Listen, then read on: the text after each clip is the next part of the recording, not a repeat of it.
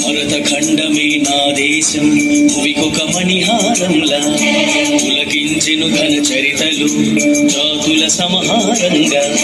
భరతఖండమే నా దేశం భువికొక మణిహారంలా పులకించెను ఘన చరితలు జాతుల సమాహారంగా. భిన్నత్వములో ఏకత్వమై అల్లుకున్న తోరణం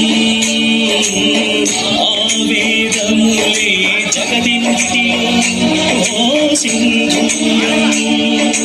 ఉడమి నీడలో కసిడి తీగల సార్థకమైన